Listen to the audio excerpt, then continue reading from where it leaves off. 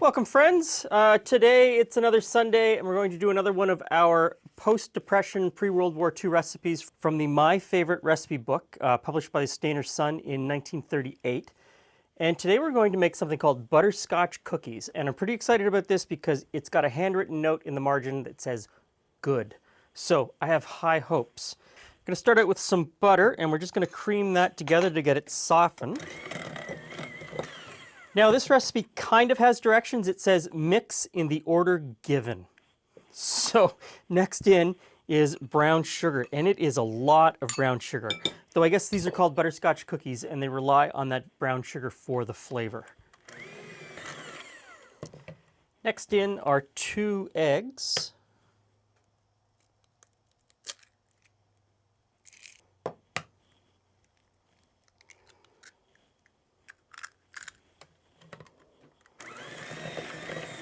Next in is some vanilla.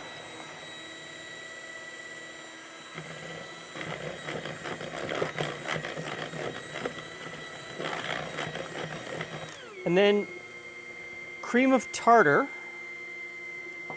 and baking soda.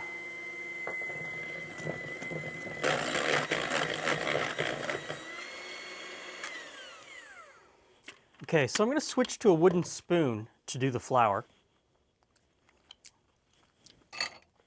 I don't know. Can't go wrong with butter, brown sugar. And I even like butter, brown sugar, and raw eggs, but maybe that's just me.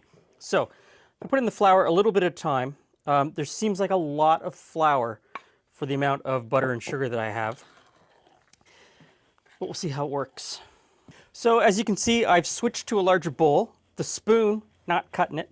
What we've got here is pretty stiff, and I think it's going to be hard to get all of the flour incorporated into this dough. Calls for 3.5 cups, and I'd say I've got about 3/4 of a cup still here that hasn't been put into this dough at this point. So I'm just going to keep kind of kneading it a little bit, mixing it, and seeing if I can add any more. So I've got about 3/4 of a cup of flour that I haven't put in here, and I'm not going to try to put it in because the dough seems to be getting kind of dry and crumbly, and I don't think that's what it's supposed to be. The next instruction is kind of vague. It says, pack in hard loaf and let stand overnight. And I don't know whether I should pack it into a loaf pan or whether I should make it into a roll, because there's a lot of cookies that you make into a roll and then you slice them off, and that's kind of what this idea is.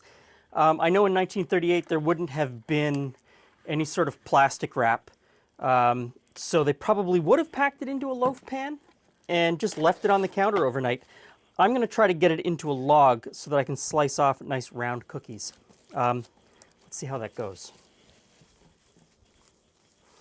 Okay, so I have a fridge. I'm going to use it. Check back tomorrow and we'll bake these off.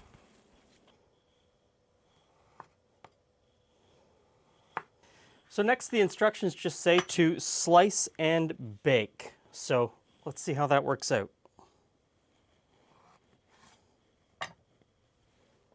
So butterscotch cookies. Butterscotch cookies.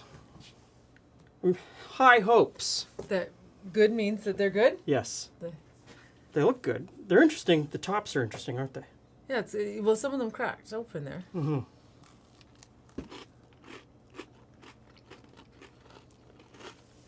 Yeah. Oh, a good cookie. They're crispy. Crispy on the bottom, nice and sort of chewy in the middle. Not sweet. I mean, I was expecting there's a lot of sugar in there. I was expecting them to be very sweet, but I think that. Well, that's what gives it that chewy texture. Mm-hmm. Mm-hmm. They're a very lovely cookie. Yeah. I think that's going to go great with a cup of tea. Mm-hmm. I'm fascinated. I'm fascinated by all the other things on the page. And it's the kind of cookie that you can only cut up half of and bake. You can wrap the other part of the log and stick it in the freezer. And then bake them off as you need them. So, great cookie. Thanks for stopping by. See you again soon. Enjoy.